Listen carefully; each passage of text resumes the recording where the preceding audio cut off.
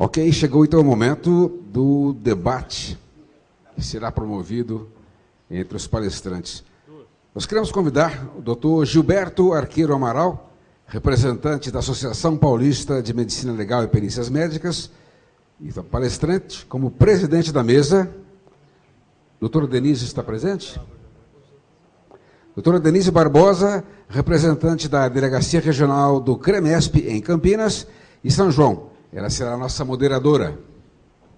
E convidamos ainda Dr. Heitor Siqueira Pinheiro,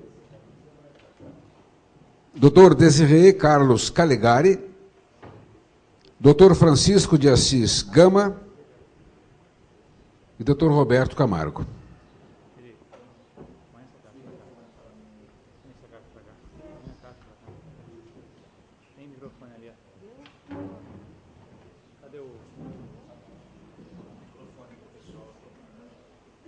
Tá bom, Felipe, tá bom.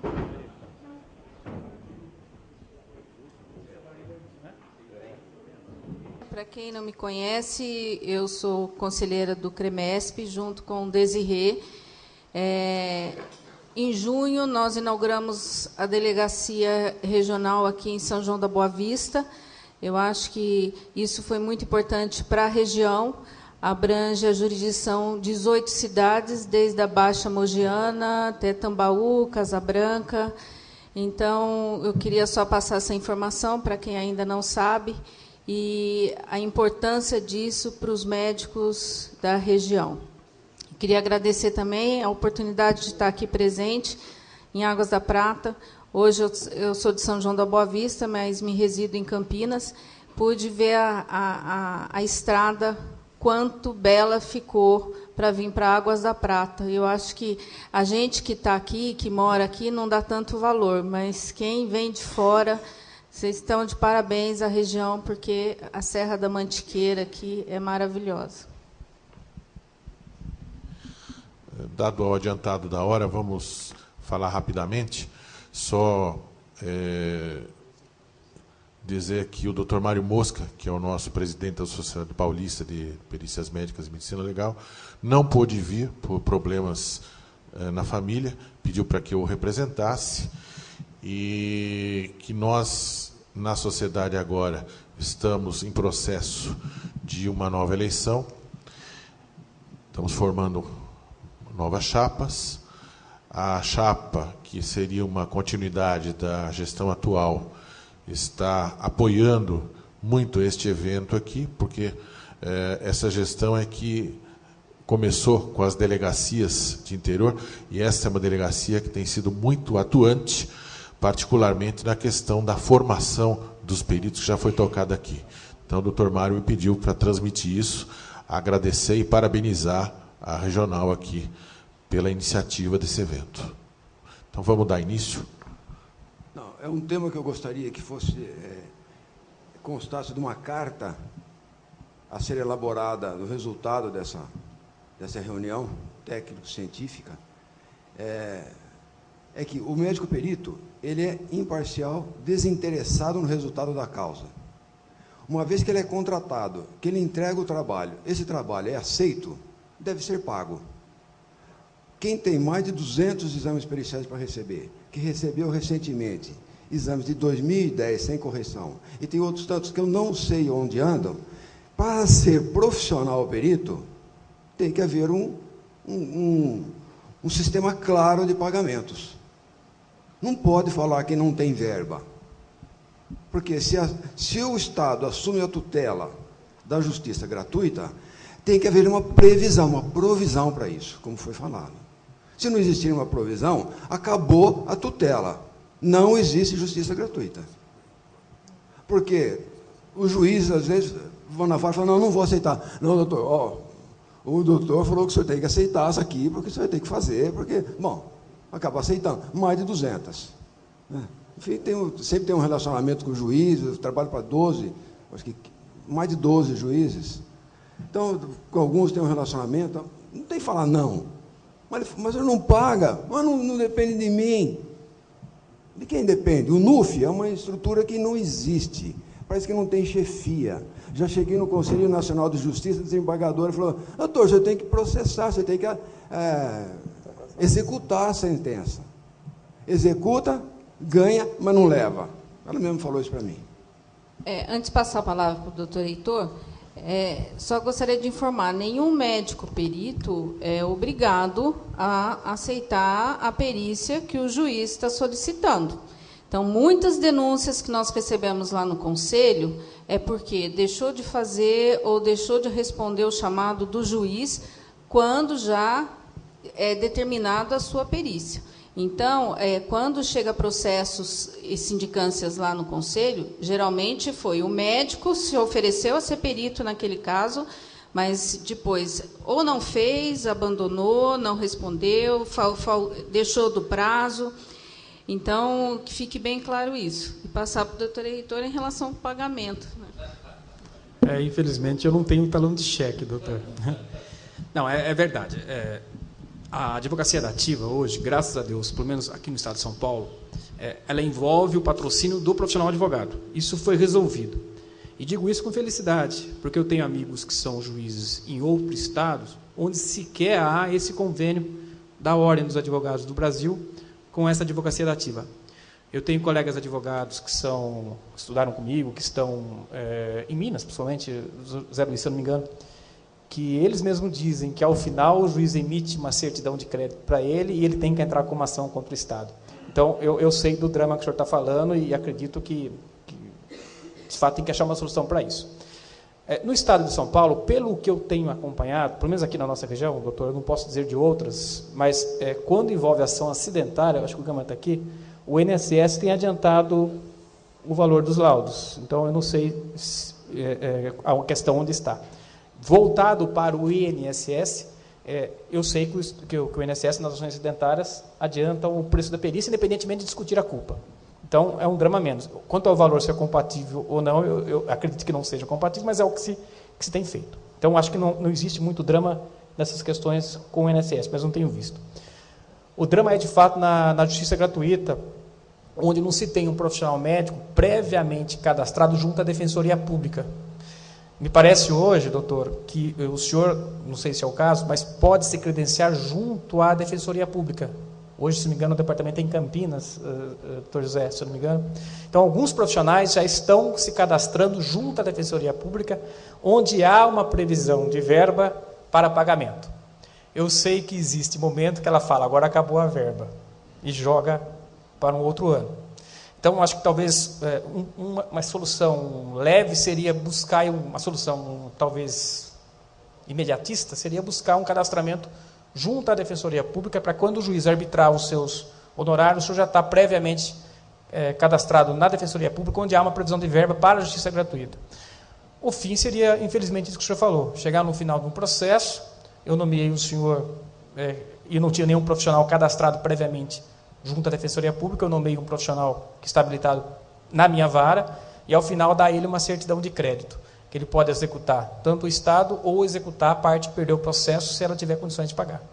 Mas, de fato, é um drama. Precisamos evoluir e vamos trabalhar essa ideia aí. Tá bom? Pode Sim. falar. Meu nome é Luiz Henrique Volu. É uma pergunta simples para ser objetiva. Eu gostaria de saber da mesa a quem tem direito a acessar o prontuário do DECUJ. O direito é da família, né? Embora existe uma resolução do Conselho que não dá, mas do ponto de vista jurídico, sem dúvida, a família é herdeira do prontuário, né? O que o Conselho quer dizer quando fala que não deve ser revelado nem após a morte os dados, né, porque se o DECUJUS não deixou autorização para ser revelado, ele permanece durante sua morte, isso é o que ele diz, né? Mesmo a família que tem direito a essa posse, muitas vezes, e é uma crítica que eu faço a essa resolução, que não é velada, é pública, é que muitas vezes os dependentes que ficaram dependem da revelação desse prontuário para obter o ressarcimento de um seguro. E a gente, o médico fica complicado nessa situação, mas eu penso que aí é uma questão, e aí os colegas que defendem o fato de não ser, o médico não dá, porque está ferindo a questão do sigilo, é que o juiz peça, porque o juiz pedindo, tira dos ombros do médico a questão da quebra do sigilo. Eu penso que isso é uma...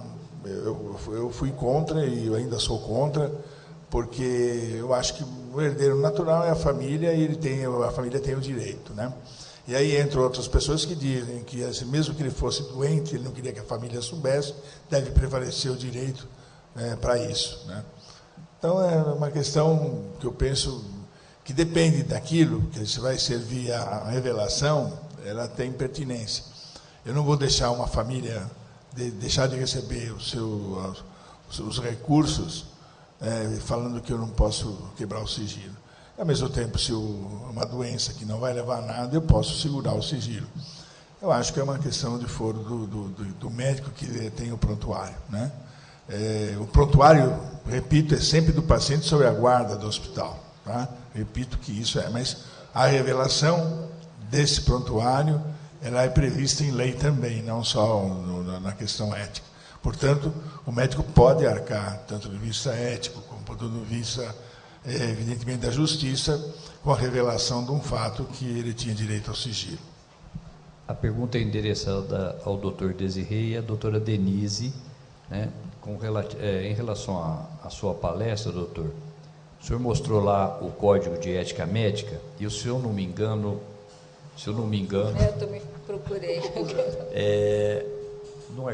Parece que o artigo 92, né, que diz o seguinte, que laudos oficiais, o perito deve ver, né, o paciente, deve estar na presença do paciente, né.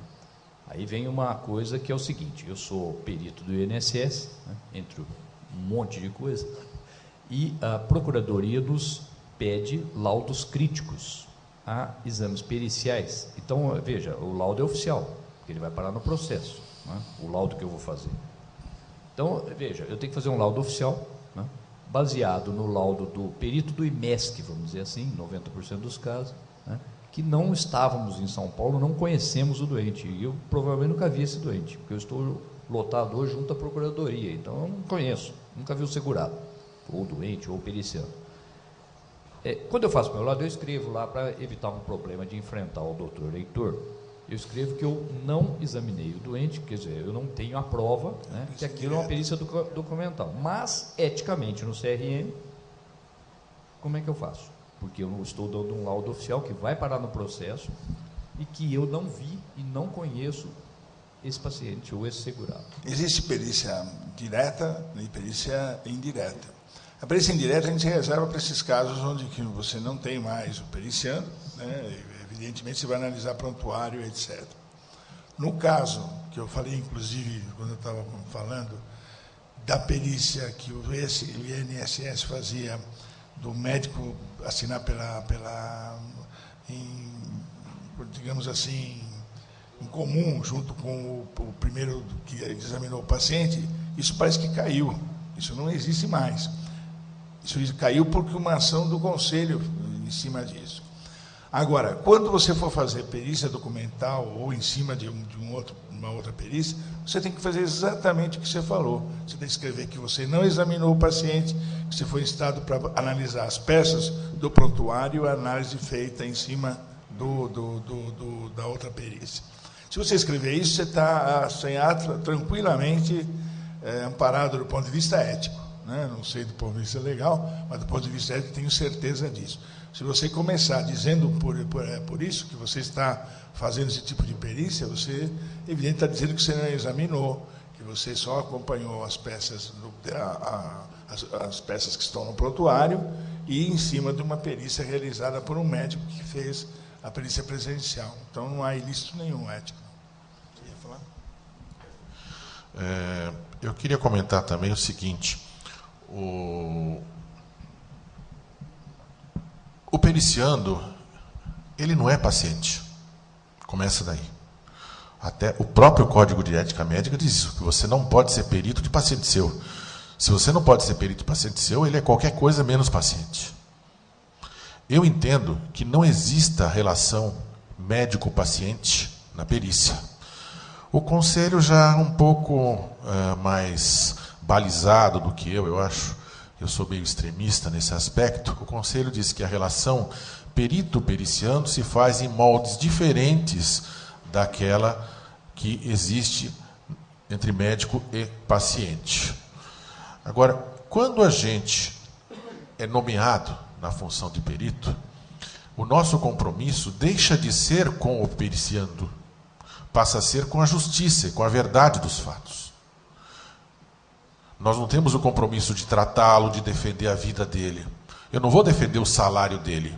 Isso não faz parte do ciclo saúde-doença ou o que o valha como definido pela OMS. Eu estou lá para municiar a autoridade acerca de fatos de que ele tem dúvida, para que depois ele possa aclarar suas dúvidas e decidir a lide. Essa é a minha função. E, dentro deste quadro, não existe mais a obrigação ética do sigilo para o perito. Pelo contrário, o perito é obrigado a divulgar tudo aquilo que chegar às mãos dele. É óbvio que tem algumas medidas para isto. Ou seja, eu não vou pegar um processo em que o indivíduo tem queixa de perda auditiva e divulgar de público que ele tem AIDS porque ele não quer que diga isso. Uma coisa não tendo nada a ver com a outra. Então, nós temos nossos limites também, mas eu acho que são limites de ética geral, não só de ética médica. É limite de educação que vem de berço, é limite de convívio social e assim por diante, de outros tipos de ética, fora a ética médica. Não estou nem entrando na ética médica, mas dentro da ética médica, nós não temos a obrigação de sigilo. E nós temos instrumentos éticos que nos permitem obter os dados que são sigilosos. E instrumentos legais que permitem isso também. O artigo 429 do CPC, que foi mostrado aqui, é o nosso amparo legal. E existe um artigo no Código de Ética Médica, que hoje não foi comentado aqui, a não ser agora pelo Dr. Desiré, que diz: em processos judiciais, o perito pode ter acesso ao prontuário do periciando, contanto que ele peça ao juiz e o juiz faça o pedido a quem está com a guarda do prontuário para que ceda uma cópia para o perito. Em processos administrativos, como o caso do INSS, já existe até um documento que os peritos do INSS costumam ter em mãos, liberando o colega que tem a guarda do prontuário do sigilo médico ou solicitando ao próprio periciando que procure o seu prontuário onde ele está, faça uma cópia e traga para a perícia do INSS. Então, eu acredito que isso já esteja pacificado, já esteja resolvido. É só uma questão de instruir aos colegas como fazer essa colheita de provas. Né? Até um caso interessante em relação à colheita de provas, que me foi contado pelo meu ex-sócio, que é legista. Houve uma juíza nova, meio dura, que queria que se colhesse sêmen num caso de estupro, para comprovação da conjunção carnal. E ela pediu ao perito para colher o sêmen, e ele disse para ela: doutora, é melhor colher sangue. Ele mandou isso por escrito para ela. E ela respondeu por escrito para ele: não, eu quero sêmen, com prova de DNA do sêmen. Aí ele foi conversar com ela. Tomou um chá de cadeira de 8 horas na sala de espera, onde ela estava fazendo os trabalhos dela, e algum auxiliar dela disse: ó, doutora, faz 8 horas que ele está aí fora, né? A senhora vai deixá-lo esperando mais? No meio de uma audiência, ela falou: não, então ele entra. Aí ele entrou, falou: doutora, eu gostaria de conversar com a senhora. Eu já sei o que o senhor está fazendo aqui, né? E eu não vou permitir que se colhe o sangue, eu quero o sêmen. Doutora, eu poderia conversar com a senhora em reservado? Não, não tenho segredo. O senhor pode conversar comigo aqui na frente de todo mundo. Tá bom, doutora. Então eu pergunto para a senhora: como é que nós vamos colher o sêmen? Aí, os policiais de um lado deram risada, advogados do outro lado deram risada, tal. Aí ela caiu em si. Como é que o colega ia fazer para colher o sêmen? Ele ia masturbar o indivíduo? Ele ia colocá-lo num quarto fechado com revista erótica? como é que ele ia fazer isso? Então aí ela capitulou e concordou com ele que poderia colher o sangue. Então, muitas vezes, a nossa atuação é importantíssima também na orientação para os juízes de como proceder em determinados casos. Eu pensei que o Reinaldo fosse falar o seguinte: doutora, nomeei uma perita.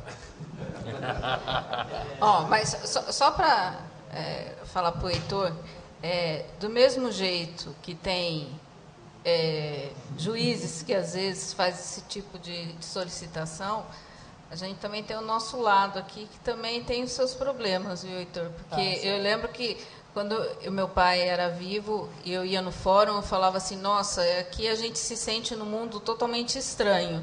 E meu pai falava, e quando eu vou para um hospital é a mesma coisa, é outro mundo para mim também. Então, tem os dois lados. Só para destacar que o pai do doutor foi juiz. Eu conheci. Não, só para a tréplica aqui para o Gilberto, aproveitar o Gilberto, que é o seguinte, eu sou médico do trabalho da prefeitura, entre outras coisas, né? Tem 2 passando necessidade. Eu sou anestesista, que é colega da mas o problema é o seguinte, tem 2.000 funcionários mais ou menos, e eu tenho como médico da prefeitura faz 30 anos, 2.000 prontuários. Né? E ultimamente tem acontecido grandes problemas, porque a Justiça do Trabalho, seguradoras e processos administrativos vêm lá para eu dar um parecer sobre o que a pessoa tem. Né? Nem sempre é interessante para o trabalhador, principalmente se for um processo administrativo, todo mundo que entra em processo administrativo nessa prefeitura, no outro dia vem com um atestado de depressão. É impressionante, precisa até publicar isso. Né? Causas da depressão, processo administrativo disciplinar, né? Sempre desencadeia a depressão. Aí vem uma pergunta do procurador da prefeitura, tal, o que é que ele tem, tal. Como é que eu vou fazer isso se não é interesse do doente que sai dali, e às vezes né? Às vezes ele até dá esse parecer. Então eu queria saber assim, como é do trabalho, como proceder nisso aí. Então, em ações judiciais, o perito judicial pode ter acesso ao prontuário e ele deve solicitar isso através do juiz. Na perícia, tudo deve ser oficial, tudo por escrito, para que depois o perito também não sofra sanções.